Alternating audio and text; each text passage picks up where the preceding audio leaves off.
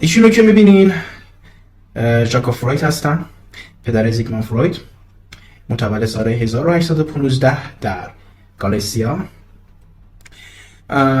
خود پدر زیگموند فروید زندگی سختی داشت از نظر اقتصادی.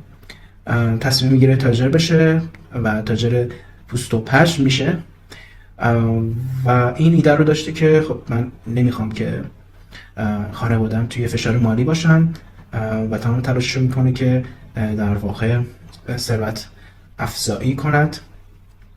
پس در کل خانواده فقیری بودن فروید و خانوادهش. از شانس بعد فروید تا زمانی که فروید بزرگ بشود و از اقتصادی خانواده خوب نبود. سال 1855 با آمالیا ناتنسون ازدواج میکنه که مادر فروید، صاحب 8 تا فرزند میشن که اولی جناب زیگموند فروید هست، استاد استادان، و پدرش روی تحصیل، روی استقامت، سخت کوشی خیلی تاکید داشت و خیلی روی در واقع تحصیل بچه‌ها جدی بود، هم پدرش هم مادر این خانواده. خب بریم جلوتر. البته این نکته در مورد ارتباط فروید یادم رفت بگم، ارتباط فروید با پدرش که حالتی از دو سوئه بود، یعنی گاهی وقتا خیلی خوب میشد و گاهی وقتا یه فاصله عجیبی میگرفت از پدرش به خاطر حالا اون سبک تربیتی که در گذشته بوده احتمالاً. این قضایه باعث میشه که فروید خیلی تحت تاثیر این رابطه دو سویه قرار بگیره و توی دیولوب کردن یا در واقع شکل دادن نظریهش خیلی تاثیر داشت رابطش با پدرش و همون قضیه عقده اودیپ و تلاش پسر برای به دست آوردن توجه مادر و جنگ با پدرش سر این قضایا. بریم جلوتر. ایشون آمالیا فروید هست که در همون منطقه که پدرش به دنیا اومده، یعنی گالیسیا، سال 1835 به دنیا میاد و با ژاکوب فروید ازدواج میکنه. خیلی به مهربانی و ایثارگری و در واقع حامی بودن تعریف میشه توسط فروید، مادری خیلی دلسوز و فداکار، و یک فضای ساپورتیوی رو توی محیط خونه ایجاد میکنه برای در واقع ایجاد یک فضای امن برای رشد فرزندانش، مخصوصا پیشرفت تحصیلی. علیرغم اینکه مشکلات مالی زیادی داشتن اوایل زندگیشون آمالیا و ژاکوب فروید، اما همچنان وفادار به خانواده، به در واقع در نقش مادری خودش بسیار بسیار نقش خوبی رو ایفا میکنه.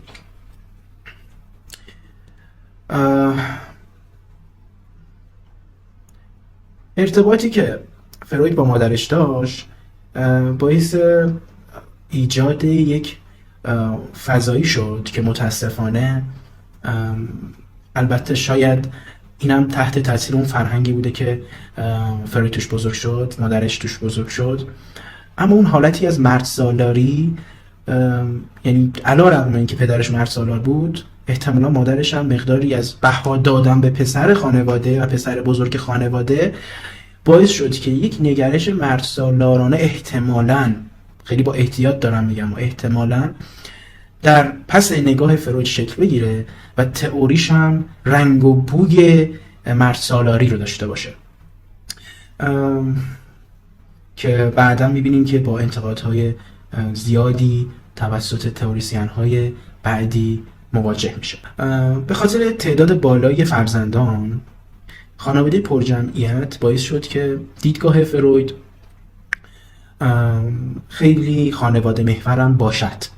یعنی میتونیم بگیم که اولین خانواده درمانگر واقعا فروید بوده که حالا بعد میرسه بیشتر توی مطالب آلفرد آدلر ما میبینیم حالتی از خانواده محوری نگاهش، اما واقعا فروید هم خیلی خانواده محور بوده و شکلی شخصیت رو خب به طبع تحت تاثیر پویایی خانواده میدید و ارتباط با خواهر برادراش این دیدگاه رو درش خیلی تقویت کردن که حتی توی تراپیش هم گاهن با خانواده ها جلسات تراپی رو میبرد جلو.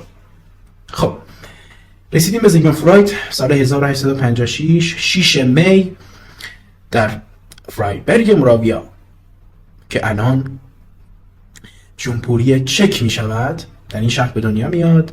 اولین فرزند از خانواده، پدر مادر یهودی، خودشان یهودی میشه.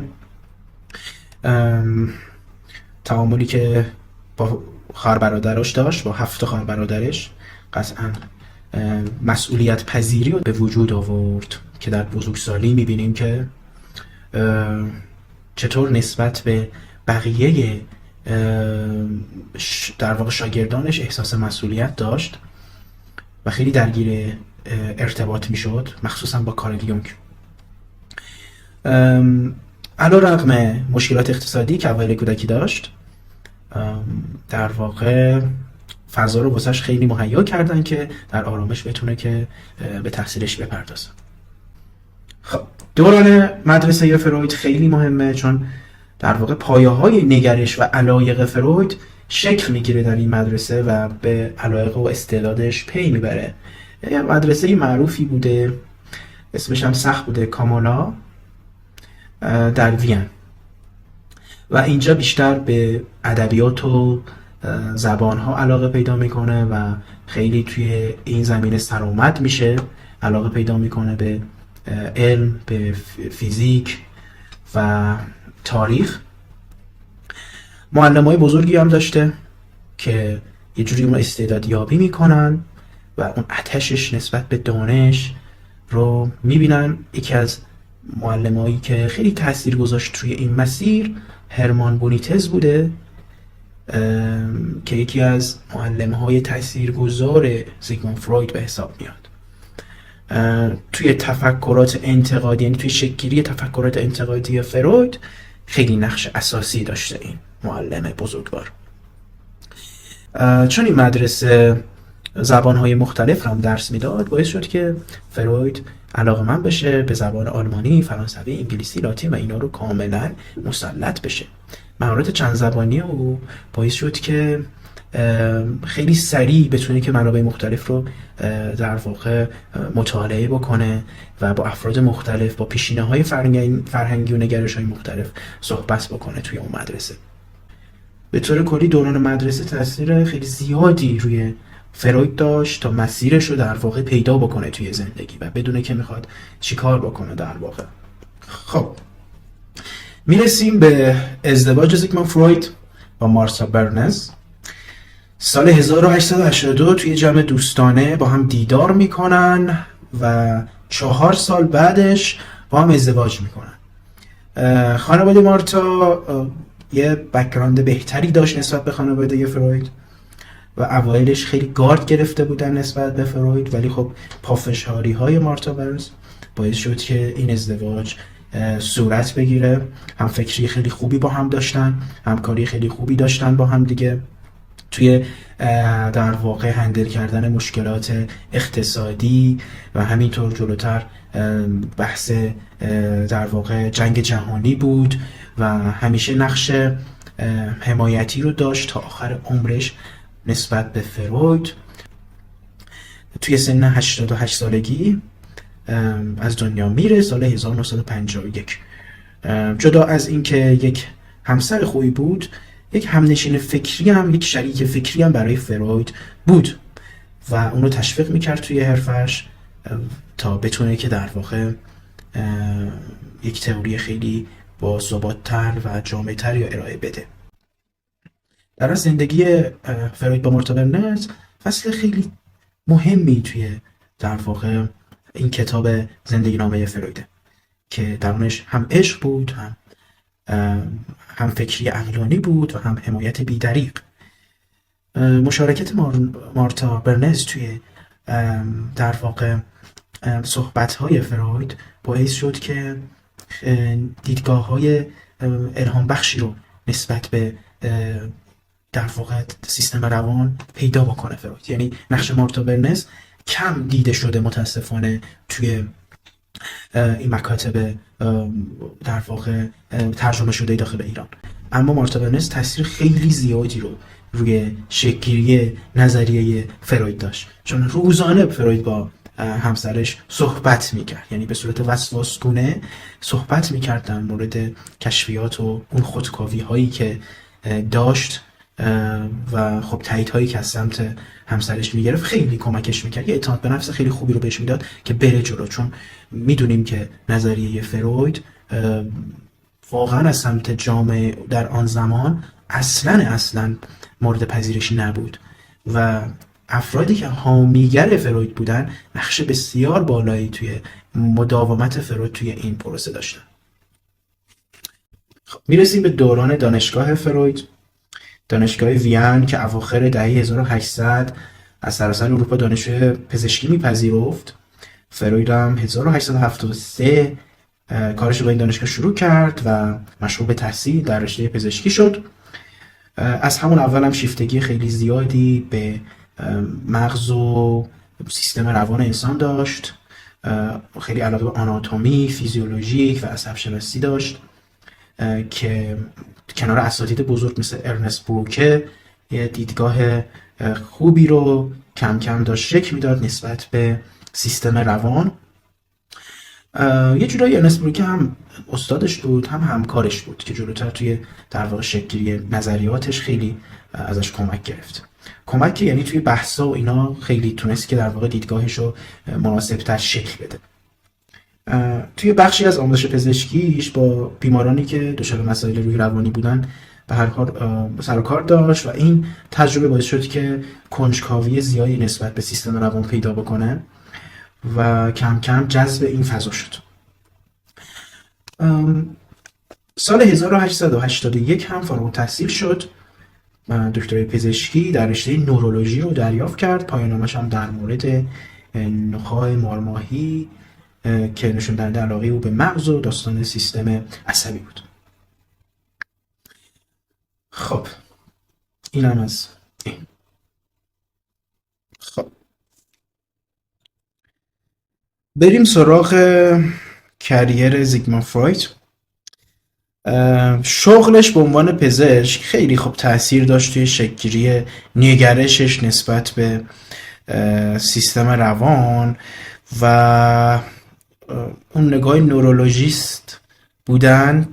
میبینیم که کماکان ادامه داشت توی بحث مخصوصا لیبیدو و اون قضیه انرژی و داستان تکامل.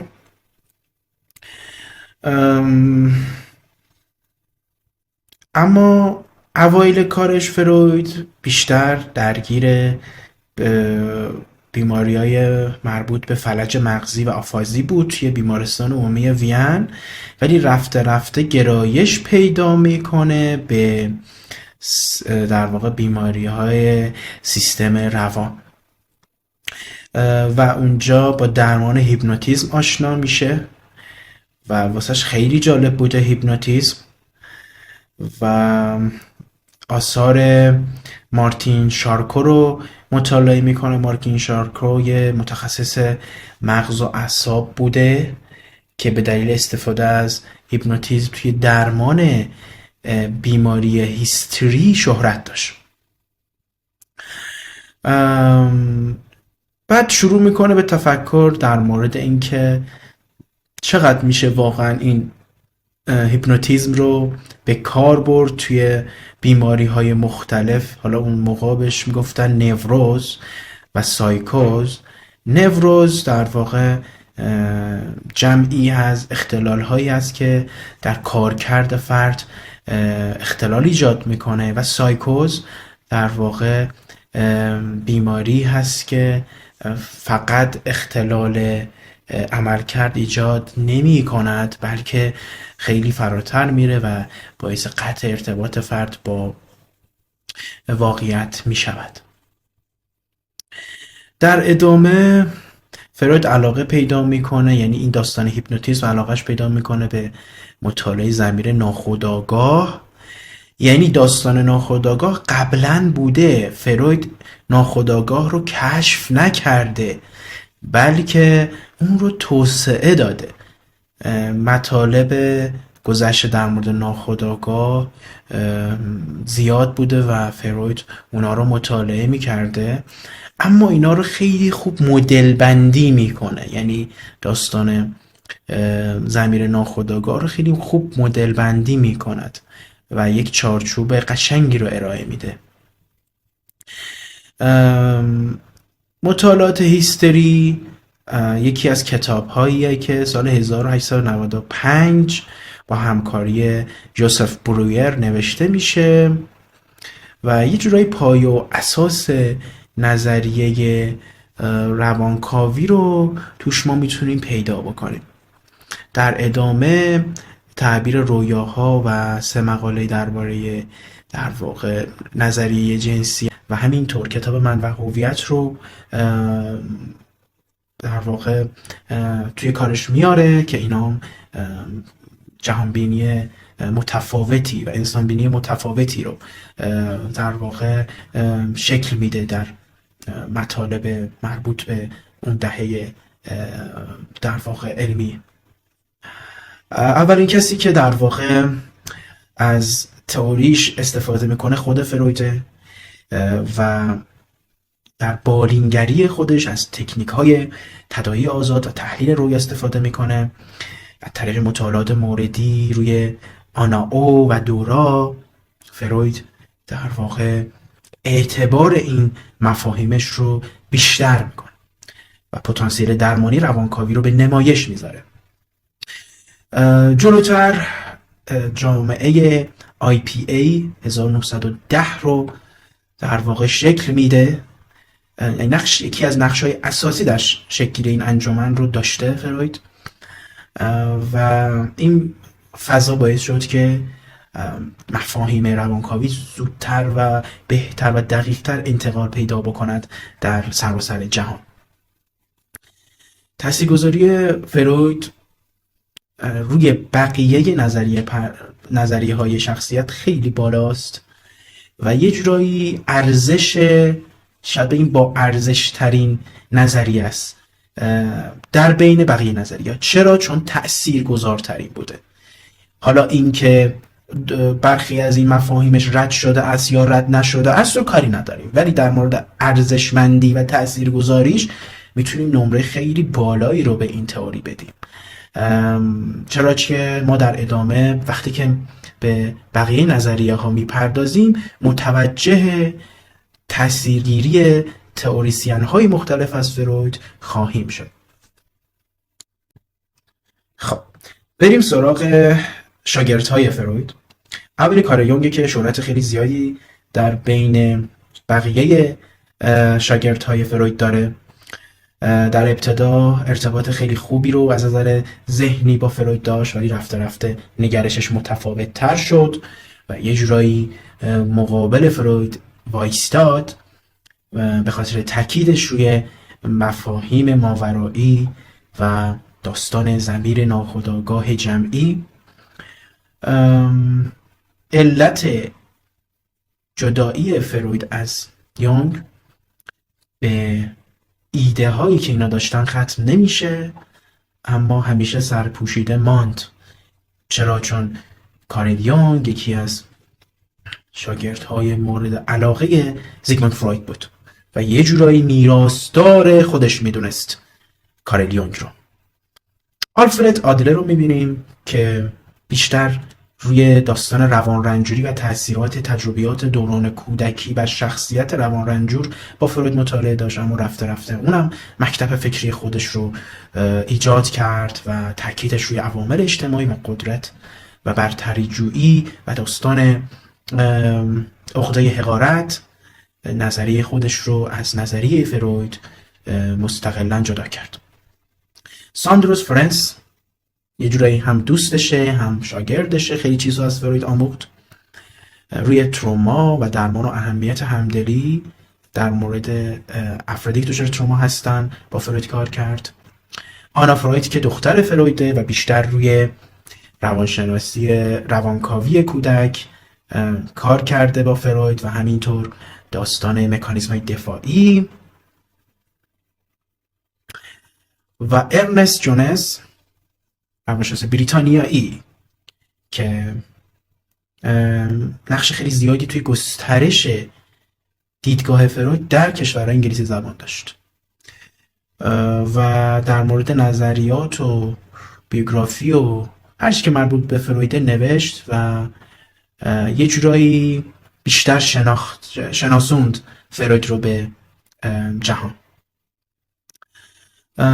قطعا افراد دیگه ای هم وجود دارن که به عنوان شاگردهای فروید هستن، ولی به نظر من مهمترین ها یا در واقع اصلی ترین ها این 5 نفر بودن. اما در نهایت این بزرگ مرد در سال 1939 در 23 سپتامبر 1939 در لندن در سن 83 سالگی به دلیل سرطان دهان از دنیا می رود. سرطان دهانش هم احتمالاً به خاطر مصرف خیلی زیاد سیگار بوده. بریم سراغ شخصیت فروید.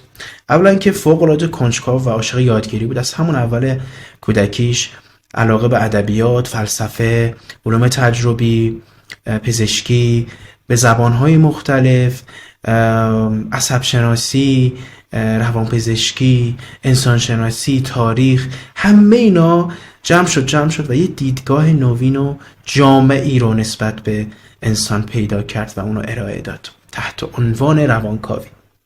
خب ویژگی دوم فروید این بود که خیلی تحلیلگر بود و نگاه خیلی ریزبینا و جزئی نگری داشت نسبت به روزمرگیش، خیلی تیزبین بود و همین مسائل باعث شد که به پدیده های پیچیده ی سیستم روان بیشتر دقت بکنه و اونا رو کشف بکنه. همینطور خیلی جاه طلب بود و عاشق شهرت و مشهوریت بود و به خاطر همین قضیه یک انگیزه خیلی بالایی داشت برای اینکه این تئوریشو به گوش جهان برسونه.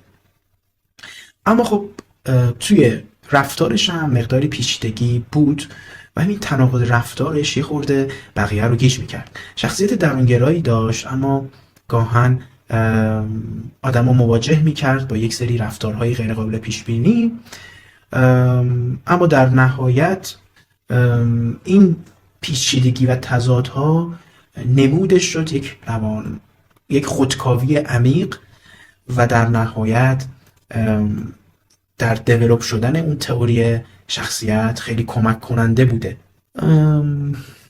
شخصیت فروید خیلی بحث برانگیز بوده و هست همیشه، هم شخصیتش و همینطور تئوریش و یه جوری خودشو جاودان کرد فروید. یعنی ما در هر محفلی بشینیم، هر محفل روانشناسی بشینیم، یکی از بحثا میرسه به فروید و این جاه طلبی فروید برای مشهوریت واقعا نتیجه بخش بود. یه جورایی اینو جزء تاثیرگذارترین افراد قرن 20 میدونن، یا بالاترین فردی که میتونیم بگیم به جرئت تاثیرگذار بوده در قرن 20، چون یک باوری رو که مردم داشتن که انسان اختیار زندگی خودش رو دارد رو به چالش کشید و با ارائه مفهوم ناخودآگاه باعث شد که مردم متوجه بشن که نه، اونجوری هم که ما فکر میکنیم نیستش و هر چیزی که ما اراده میکنیم و هر چیزی که ما تصمیم بگیریم اختیاراً به واسطه عملکرد هوشیارانه ما نیست، بلکه تاثیرات و عوامل و فاکتورهای ناخودآگاه هم در این تصمیم گیری تاثیر داره. چیزای جالب و شاخصی در مورد فروید وجود داره، مثلا تحلیل رویاش که باور بر این بود که احساسات و افکار انسان در لابلای خوابها پنهان است و سال 1899 کتاب تعبیر خواب رو که نوشت خیلی سر و صدا به پا کرد و یه جوری مردم از خوابشون که انقدر دست کم میگرفتنشون بیشتر حساب بردن و یه جورایی حتی تلاش میکردن که خوابشون رو به هم دیگه نگن اوایل که این کتاب رو میخوندن و خیلی تحت تاثیر این موج بودن. فروید عاشق سیگار بود و همیشه با سیگار کشیدن دیده میشد و حتی توی جلسات تراپیش هم به عنوان تراپیست سیگار همچنان میکشید. رشد روانی جنسی فروید هم جزء مفاهیمی هست که هنوزم که هنوزه ازش در واقع توی پژوهش‌ها استفاده میشه، همینطور از مکانیزم‌های دفاعیش و داستان عقده اودیپش. لغزش‌های فرویدی هم یک چیز خیلی جالبی هست که فروید اعتقاد داشت وقتی که یه فردی داره صحبت میکنه یا شوخی میکنه بعضن، وقتی که یه توپقی میزنه یه علت روانکاوانه، یک علت ناهوشیار پشت این توپقش هست که با کندوکاو میشه به اون علت رسید. یا مثلا یه دوره‌ای سعی کرد که کوکائین رو به عنوان نوعی درمان در واقع معرفی بکنه که بعداً آثار مضر کوکائین توی پژوهش‌ها دیده شد. یا اینکه خیلی علاقه به آثار باستانی داشت، به کتاب‌های قدیمی، به عتیقه‌جات و توی دفتر کارش و خونش پر از اینجور عتیقه‌ها بود. و یه چیز جالب در مورد فروید این که مجبور شد به خاطر نازی‌ها وین رو ترک بکنه و به لندن بره و اونجا هم که در لندن از دنیا رفت. اینها بود نکات جالب در مورد فروید و زندگی نامش. امیدوارم که این اطلاعات مفید واقع شده باشه. تا ویدیوی بعدی، خدا نگهدار.